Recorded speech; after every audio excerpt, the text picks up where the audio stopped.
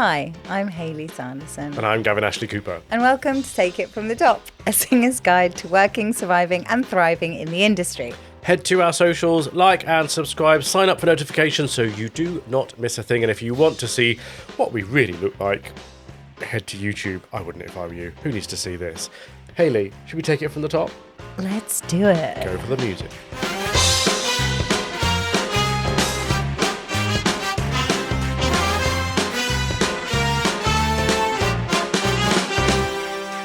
We have come to our very final episode of the first series. It's absurd. How have we got a whole series under our belts? I know, and we've still got so much to talk about. There will be a series 2. Do not panic, everybody. Can I just say, though? Yes, that I'm looking wonderful. Yeah, always. Have we not had a couple of brilliant guests on We in have, this series? really good. Only a couple. Jamie. Oh, we've had 3, haven't we? Yes.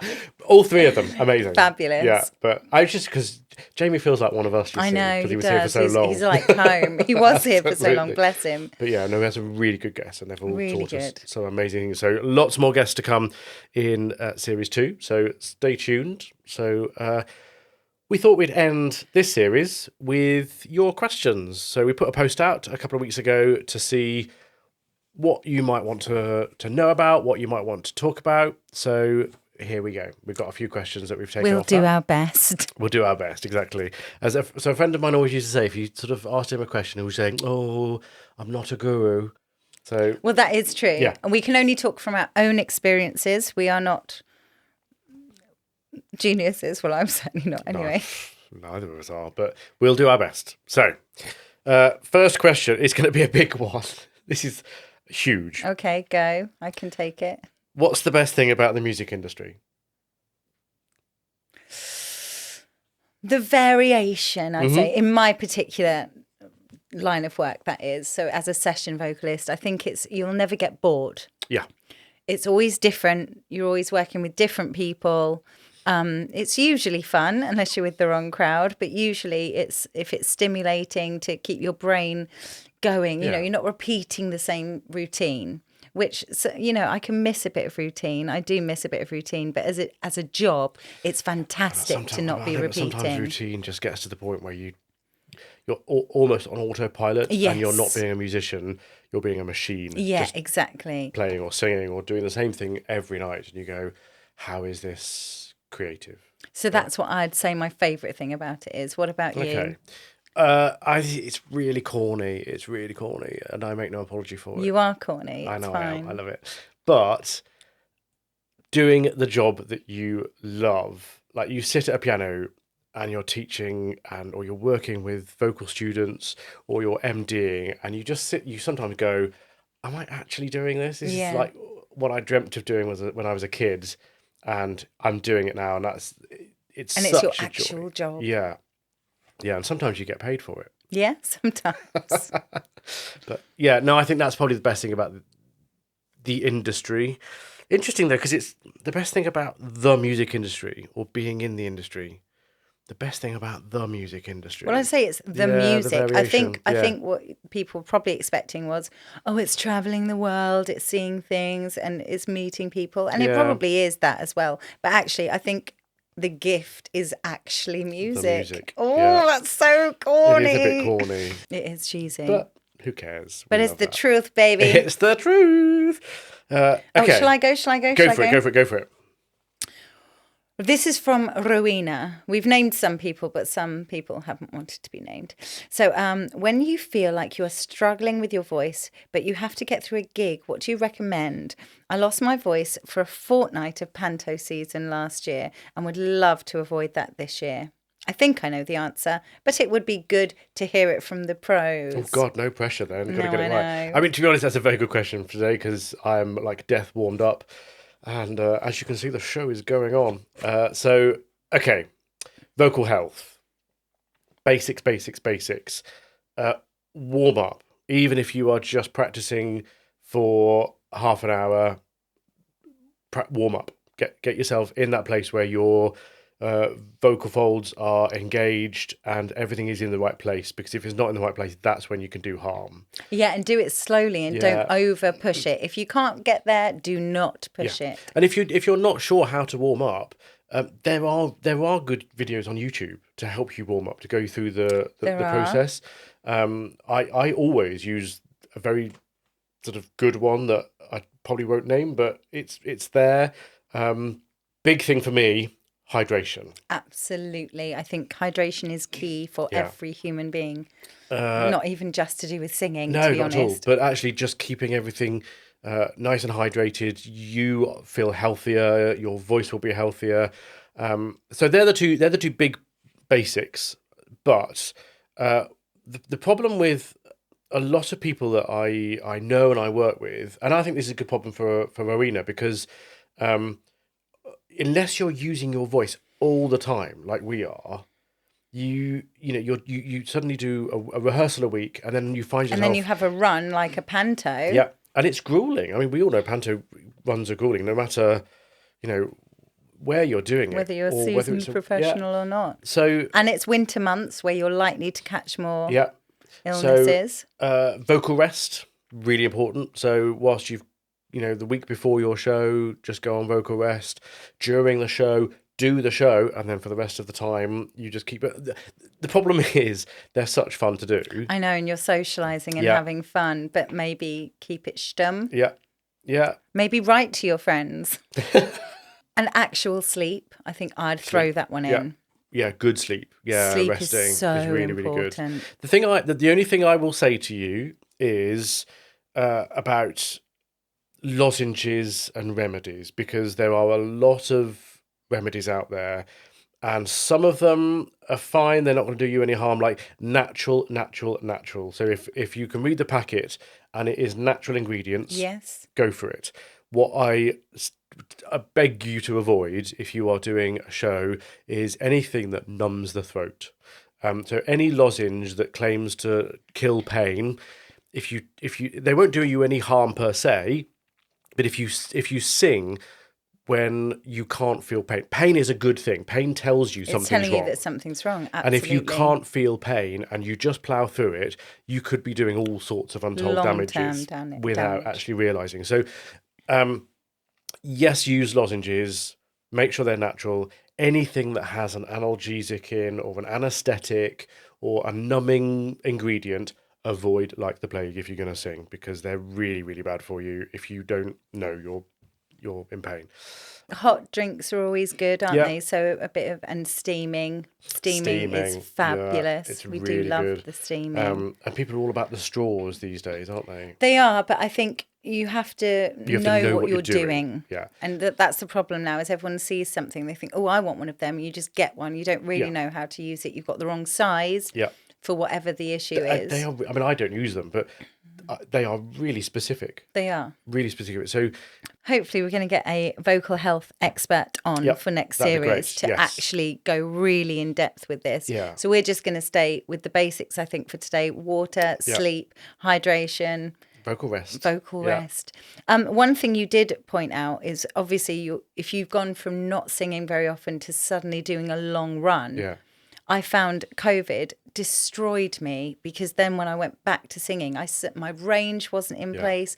I couldn't last as long. So if you know you're going to have a big period coming up at Christmas and stuff, don't give up over summer and stop singing. So, well, okay, you have to keep in the game. Let's think of it as, so you're going to do a marathon. You're going to do a marathon, so train. You don't just turn up on the day of the London Marathon and say, right, here we go, I'm going to run it. You build up to it. So, at the beginning of your rehearsal period, say you're rehearsing for, 12 weeks, 14 weeks.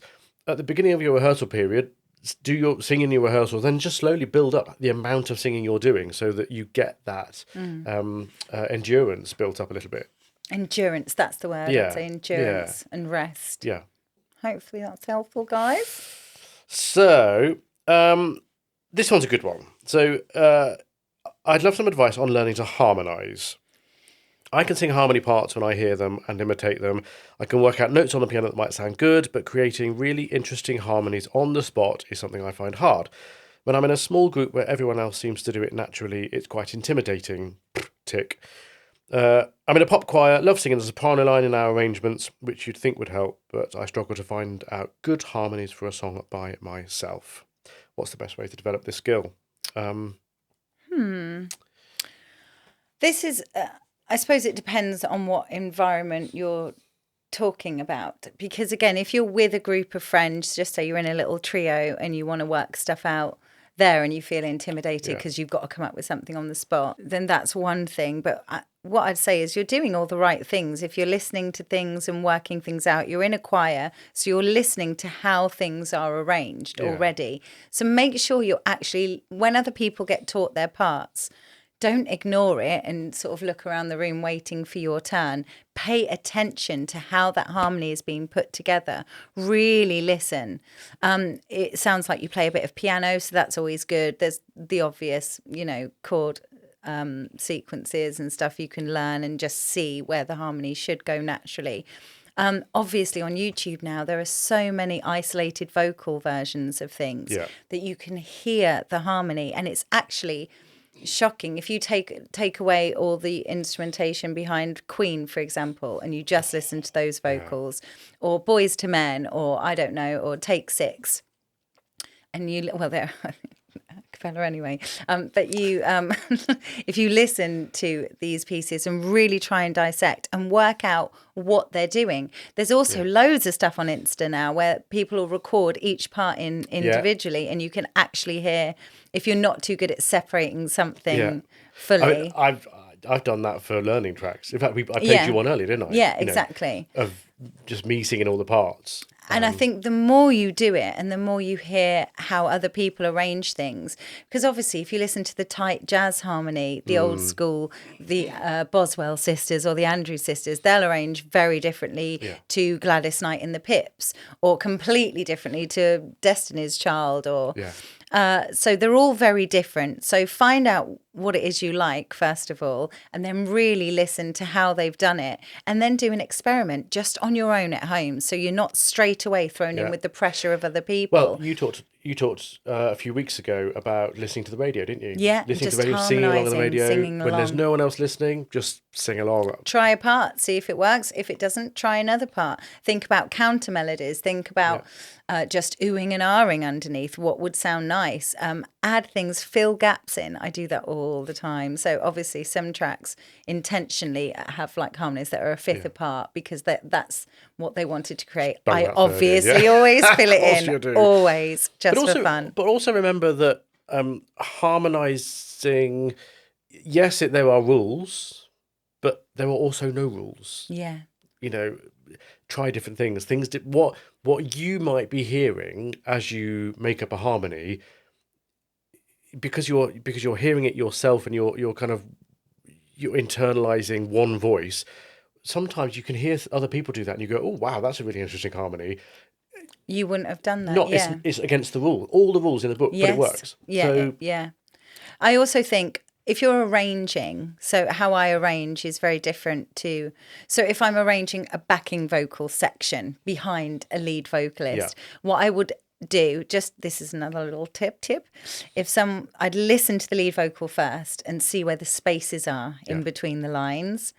Hear what the important sentences are, ones where you think, oh, that would be good to emphasize, or this just would be nice for some gentle oohing underneath. So you see where the spaces are, and that would help you come up with something more interesting than people who just throw a third on all the way through. I find that drives me insane. It's so dull. Sometimes less is more as well. Yeah. Less is more when it comes to harmony. If you're doing BVs. Unison is so exciting. Yeah. It really when people is. go from unison and then break, I'm like, woo! And then into a gentle ooh behind the vocalist. And don't detract from, obviously, if you're in a choir, then that's sort of important that you're all singing. Don't piss the conductor off. Yeah, but if you're doing, if you're arranging a backing vocal for a lead vocalist, then don't overpower that lead vocal either, because the melody's there for a reason, the words are there for a reason, so only emphasize certain sections. So just try stuff out. Yeah, but genuinely, it does sound like they're doing the right thing. Yeah, it does. All the right things. Just keep experimenting and playing. Yeah. I'll see where you get. Absolutely. Great question. Shall I go? Yep. Oh, I like this one. This is from Ethan. It says, "Hi, Gavin. Oh, God. Who's your favourite student?" Ethan, you tool. Yes, I've got a feeling So from one of your students. it is. Oh, I think the first thing to Ethan. say is that I don't have favourites. no. Who has favourites? nobody has Honestly. favourites. No. Everybody is equal in the world. They are, but I love teaching. I absolutely love teaching, and the thing, and I teach mainly boys because I'm a real believer that the male voice, once it gets past a certain stage, is different. Yes, And absolutely. actually understanding what has happened in that process as the voice breaks, and so many young men who they have a brilliant singing voice before their voice breaks, and then their voice breaks. It's almost sometimes like starting again. You're literally starting from the beginning, going, and of course it's scary to you. It's intimidating because suddenly you've got this It can gravelly put voice, people and off you go, singing it's forever. So Dave Arch was a choir boy, of course, yeah, and obviously he plays every instrument in the world. Can't sing a note, but I keep saying to him, please come and have like a little session with me. Let me just do something, because you can sing. And he's like, no, I don't want to. Like, he just absolutely won't. yeah. So that voice breaking bit is a really... It is hard because, as I say, suddenly you'll find yourself with a voice that you don't recognise. Yeah. And your placement's different, how you create sound. And then, of course, there's that whole thing in musical theatre, particularly about tenors always get the best songs. That is bollocks. I will say it again. That is bollocks. There are brilliant songs out there for baritones as well. Yes, the tenors always seem to get the leads, but I think the baritones get the best songs. Right. Tenors might get more, we get better songs. Yeah. So, and actually instilling that into young people when they go, oh, I'm not a tenor, I want to be, I'm really grabby. They go, no, I am a tenor, I can do it. And you go, no, you are what you are. Yes. Embrace what you Accept are. who you are. And find the repertoire that sits beautifully in your voice. Yes. That is going to get you all, what you think is going to get you all the lead parts. Because it's just not true. It's just not true. We can only be cast as who we can be anyway. Like, I know it's a shame and we'd all love to play all the parts in the world, but... And I think, I don't know what you think, but you can slightly extend your range, but not... No, I think you can. You can, but... I would never teach anyone to do that. I think a lot of your physicality determines who can sing high naturally, who can't. Yeah. Like you say, you can, try and you can make a sound, but some people just naturally, it just falls out of their mouth. The same up top, down low, like different areas. Different areas of my voice do completely different things. We're going to hear on street. All right, babe. He's outrageous. That's fabulous. Ethan, thank you very much for that very wonderful question that led on to a very good discussion. You still didn't get the answer you wanted. Okay. When you are learning a new song for a session or a show, how much preparation time do you typically get, and what's your process for learning it and making sure you nail it on the day? I mean, I guess there's a hint of that program on there, but let's treat that as a sort of session song or a concert or... I mean, sessions, you don't. You turn up and they tell you what to sing when you get there. There is no preparation. Yeah. Again, Strictly is they send it earlier on, but I still, like even now, we've got a show coming up and I have no idea, even though I know the songs, I don't know which one I'm lead on. I have no idea. If it's a concert or something that I'm specifically fronting, I'm at the Palladium or something and I need to be off book, obviously I start learning in advance. And also because it's me, how I'm going to sing, I like to learn that song inside out and put my all into it because I want to feel completely free on stage. So I might want to change the phrasing, change the melody, not intentionally, not because, I want to show off. I just mean I want complete freedom and knowledge of that song. So I don't feel at all stifled. So it definitely depends on what sort of show it is and whether I'm given the time to prepare. Well, that's the thing, because sometimes You just get It's sent, oh, can you do literally, this yeah, tomorrow? yeah. Well, yeah, I'll have to stick it on my iPad, or I'll And have to learn it in the car, or... and I love I do this with my students quite a lot. I say to them, amateurs practice until they get it right. Professionals practice until they can't get it wrong. Yes. And as much as I would love to live by that, sometimes there isn't time. There isn't time. You get to the point where you go, I think I can get through it, and that's as good as you're going to Yeah. get. So it just depends on the job. It Yeah. depends on the job. I mean, in my world, because You get rehearsals Yeah, in the it's- theatre. yeah. You have a set amount of time. Like Julie said the other week, well, obviously, you're going to learn Yeah. it within 2 or 3 weeks rehearsal. Yeah. Of course you've got and time. on a Friday afternoon, No. you can go, actually, anyone want to call on Saturday morning? And you will get, I know people volunteer to go to work, but sometimes they'll all go, you know, that'd be really useful. Yeah. So there is that flexibility, there is that time to go, let's just have an extra day. Yeah.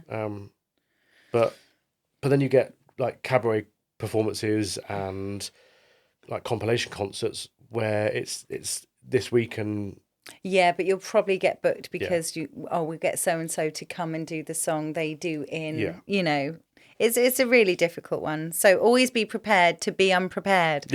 oh, you are so deep I am so sometimes. brilliant. Honestly. Oh, right. My go. Your Another turn, Nicole. question. Now, you're probably not the right person to ask this because you're quite confident, I think. I like that. Or you present. You present. present as confident. So, how do you handle rejection in this industry? I've had a few knockbacks recently and it's getting to me. Do you ever get used to it? And how do you keep your confidence up when auditions don't go your way? Okay. No, you don't ever get used to it. No? I don't think you do. I think you cope with it. Mm. You don't get because you don't ever think of it as rejection. It's not if the job's not right, you're not right for the job, and the job isn't right for you. It's just not your No. time. That's Always not gonna, go into an audition in the mindset that this is mutual. They are seeing if you're the right person for the job. You are also seeing if you are the right person for the job. Yeah. So, go in there with a sort of, it's a two-way process, I think. And that's often the way that I kind of deal with it. And you go, it's That's not true. my job. Well, I suppose if you're seeing it like a marriage or Yeah. a partnership, Yeah. like both sides have to be working. Well, there's mutual discernment, isn't Yes. there? Yeah. But I don't, So it's how you mentally approach it Yeah, rather than... I think so. And Because obviously you're not going to get every job you ever go for, ever. And it's always disappointing. It's always disappointing when because it feels like they are saying you are not right or you're not good Yes. enough. What they're actually saying is, these are our criteria that we are looking for. You are not that. But in another audition room, you are that. Exactly. It might be that you're made for another part, or maybe the same show but with a different director. It depends what the director's Exactly. attempting, or But also what look the at maybe, band leader is looking for. I mean, I'm assuming this is more theatre, it sounds. and I guess it might be worth having a look at what you take into the room for.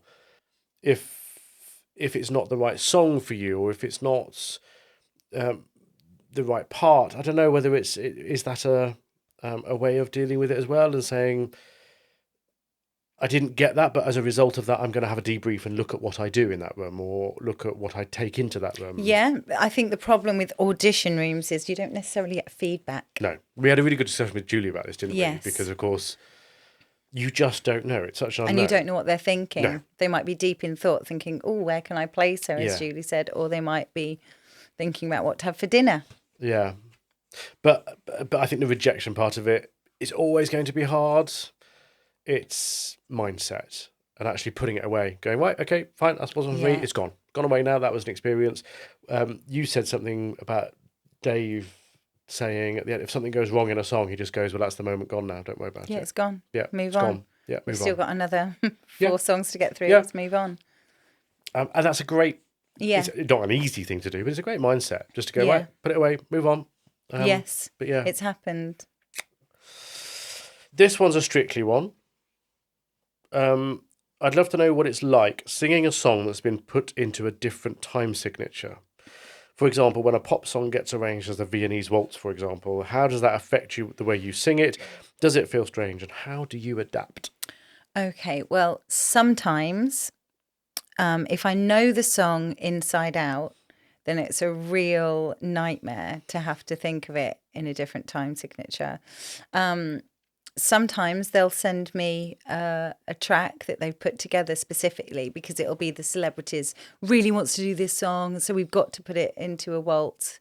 And then someone will come up with a track and they'll send it to me and I can actually record it in. So at least then I'm doing my natural phrasing on it. It's actually quite hard when they like chop up and edit a karaoke type version. So it depends how well I know the song, if I can create it or not. If someone else is creating it, it can be more difficult, especially if you just don't think it fits phrasing wise. If it's written a certain way with words for a reason, and then to try and squish it sometimes does great. Yes, sometimes it really does. Sometimes it just works and you're like, oh, that's magic. And then other times you're like, why are we making this into a quick step? Or why, Sometimes it works for the better, because sometimes you get some real like hardcore grunge stuff that gets turned into a beautiful a swing tune or absolutely. That's when I think it really comes into its own. But I do feel for you sometimes. Yes, think, thank you. I couldn't. That kind of goes against the grain. Okay. Do you have any advice about how to manage the politics within a band? I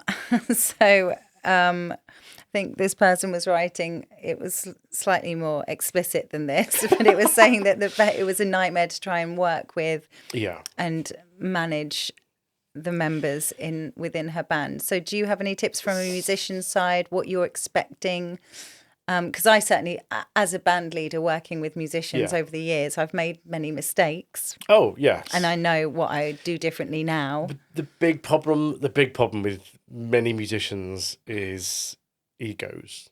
There's a lot of egos in a room, and those egos need managing somehow. Yes. And I think one of the things that I will always do in a rehearsal room is be the one that takes the blame. I think that's okay. So if something's not going right, quite often it'll be me that goes, sorry guys, let's just, even if it's not me, I know it's not me, rather than have that argument. Just to get the moment to move because on. Because I've sat in so many rooms where they've all gone, oh, it was her, it was him, he did that. And you just go, no, cut the blame. Just someone just go, yes, do you want, should we just do that again? Actually cutting out those arguments about... the pointless waste of time conversations that don't need to be had. There was a mistake, let's move on. We won't do that next time. Moment's gone. As we now I think love to actually, so Leo Green, who I've spoken to a few times, has been a band leader on many occasions and says to me, you also as a band leader need to leave the room and allow them to slag you off. He said, because there will be things, whether it's dinner wasn't on time or this wedding band, they haven't given us this and there's not enough water, whatever the thing is, the sheet music's rubbish, I can't read it. Yeah. Whatever their whinges are that they need to have about you, like you said, they need someone to blame. Yeah. And unfortunately, as a band leader, it might be you. Yeah. And actually, one of the, so certainly in a lot of like amateur groups that I go into as an MD or as a pianist, I won't socialise. I won't go to the end of show party. I won't go to the dinners that they put on or the socials, because I don't want... I want them to kind of be their own unit, and I don't want to get involved in that sort of politics. But because there is a bit of sucking up when it comes to anyone like directors or MDs or producers, you kind of want them to go and do that without that added pressure of you being there or whatever. So being able to step away and go, right, you just do your thing is a good thing. Accepting that is your role sometimes is really hard. Yeah, and I would also say, as you said about egos, it's also allowing them to shine. So if you're picking a band, for example, and you want to do a jazz gig, there's no point picking a guitarist who's a death metal player, because that's not fair on him either. So he's not going to enjoy playing the jazz. You're not going to appreciate the way he's playing. there will be friction. Yeah. So everyone needs to be on the same page. So firstly, make sure you're getting musicians that are into what you're doing and who like the repertoire and can play the repertoire and vice versa. Communication is key. Yeah. Knowing your keys, knowing your tempos. If you're going to lead the band, then lead it. You have to be able to communicate with the musicians you're playing with. And if not, then have an MD, a specific MD to do that side. If we're talking about just running the basic, like, where is the venue? What time are we on? Is there any food? Yeah. Are there any rehearsals? Did I say what are we wearing? But, dress code. What I would suggest is, and this has been my biggest mistake over the years as well, is 20 different emails. I don't want that either. Like, from my side, when I get offered a job, like, just give me one email with all the details. I'd prefer it closer to the time than having each time you find something out. Oh, there's going to be this. Oh, can you add this song And to don't it? add me to a bloody WhatsApp group. Ugh. Oh my Awful. goodness. They are. It's honestly, because you have to trawl through everyone doing the the thanks, information, babes. and like, that's when people will say, "Oh, well, you didn't tell me that." And Yeah, when it and did, it's didn't- 40 messages back because Exactly. everyone's posted. Did you not see my message in the WhatsApp? Yeah. What was this before the cat pictures and the pictures of a guitar? Like no. I just think information really Concise, clear, because as we've said, musicians are the sort that, they like a free life. They want to be free. They don't want to be constrained to flighty, aren't we? times. And so actually, if you know that Mr. Guitar is always going to be an hour late, then tell him an hour before.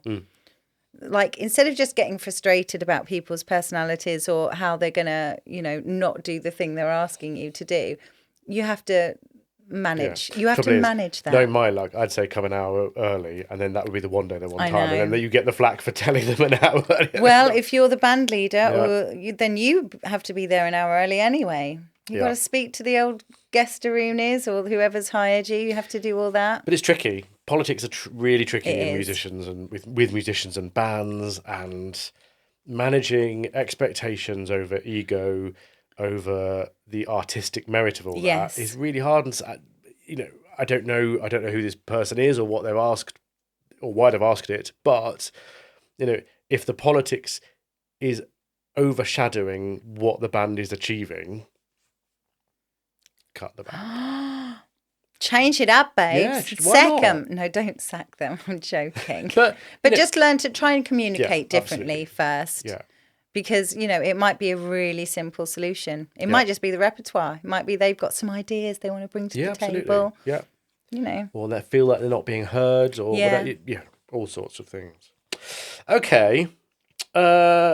I'm thinking about getting an agent. Obviously, I'm not having a conversation now. Oh, I thought you were. I was like, I'll reading put my some next calls question. through.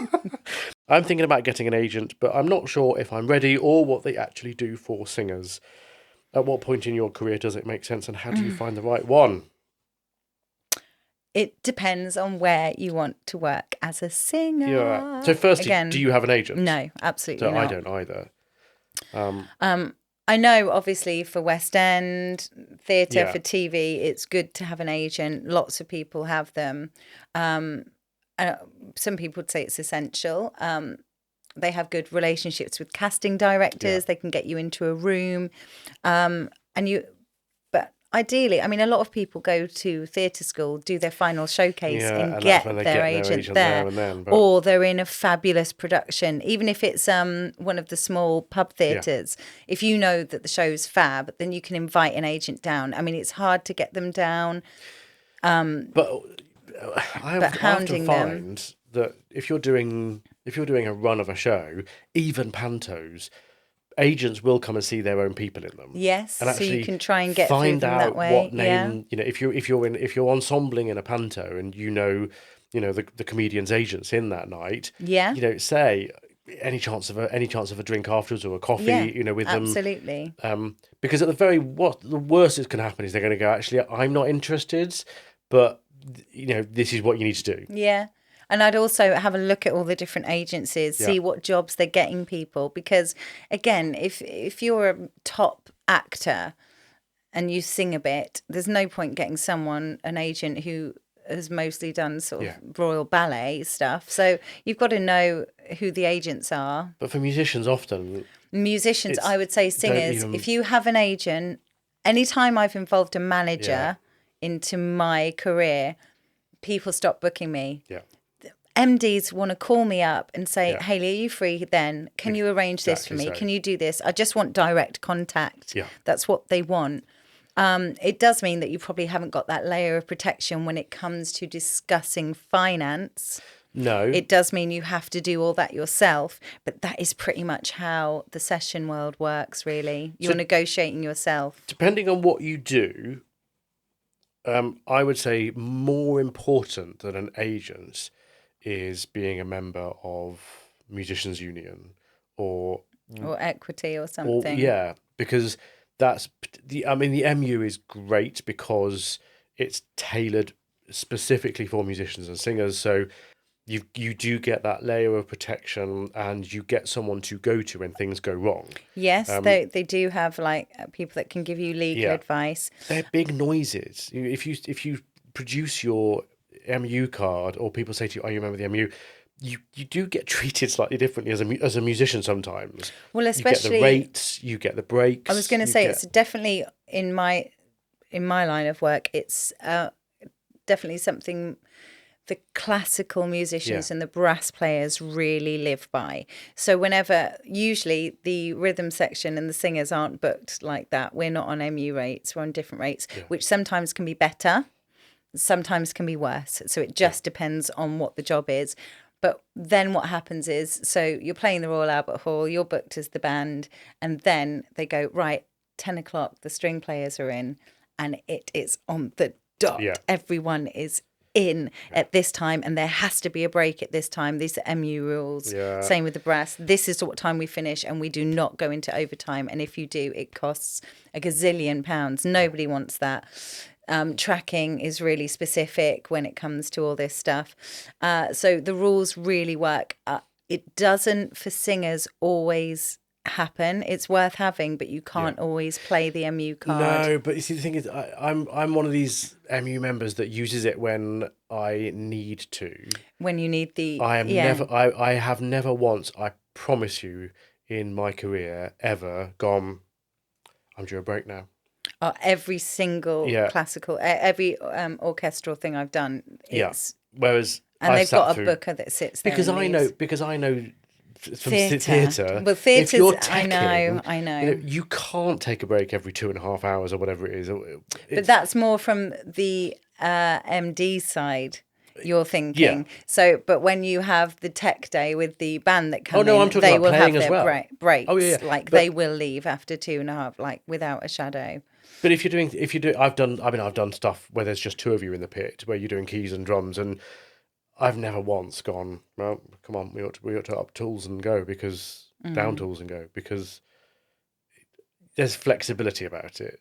I'm not one of these rigid sort of MU members. Anyway.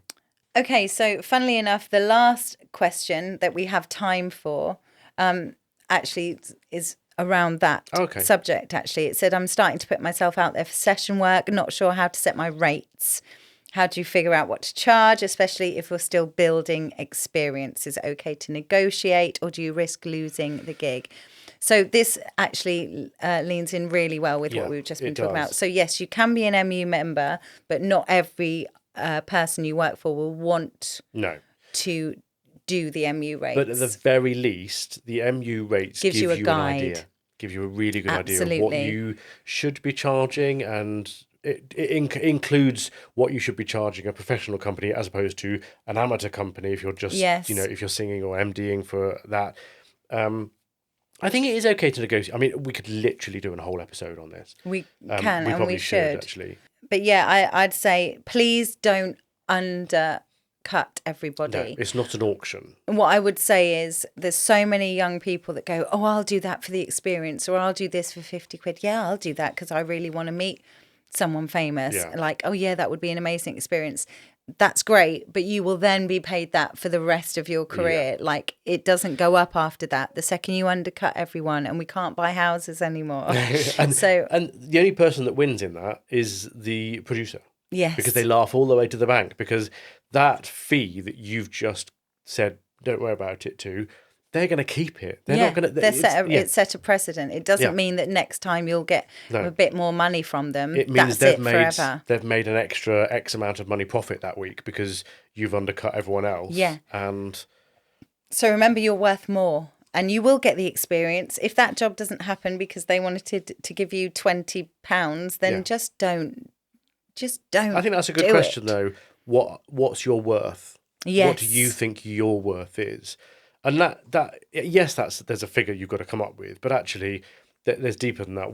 You've trained, you've worked hard, you've honed your skill, and if I'm a potter, and I've trained and I've gone to art school and I make pots, my charge is for a product that's based on all of those years of training and that expertise. Yeah. That's why I sell what I sell for what I sell, and singers should not be any different. Exactly. We are selling a product that we have trained very hard and very particularly to hone and to offer the best we can. And to be able to do quickly and efficiently and with style. And that is worth a fair price. I agree. If you're a plumber and you come to my house, you're going to want paint. You're not going to want me to just tag you in an Instapost to give you some coverage. It is true. Yeah. And nothing grates me more than adverts that are put out there for, we are looking for this creative person, fee, good exposure. I can get good exposure. Everyone can do it. We can all get our own exposure these days, can't we? So self-worth and value, it's what we like. That's what we like. Love. I think that means we have come to the end of this episode and the series. Oh my goodness. How do you feel? Are you a bit emotional? Yeah. Well, probably not, because we've got to get together and do some songs, haven't we? We are, because even though the podcast episodes are going to be taking a little bit of a break, we're still going to keep the social media active. We are even going to post some songs. We've got some plans to record a few songs Christmas for ditty. you. Yep, and just to prove that we can actually do this whole singing thing, and we're not just like charlatans making all this up. But thank you so much for listening. We are so grateful for your support as we really do our little podcast for you. So we'll be back in the new year with a whole new series with new guests, new subjects, and these all in the pipeline. We've got some really exciting people, haven't we? Yeah, and these have given us some really good ideas for some themes for our subjects. So keep liking and subscribing. And keep sending us your questions. We'd love to know what it is you want to know. Not just the end of the series, it's any time you like, we'll answer questions. So thank you very much, and we will see you the next time we take it from the top. Cheerio.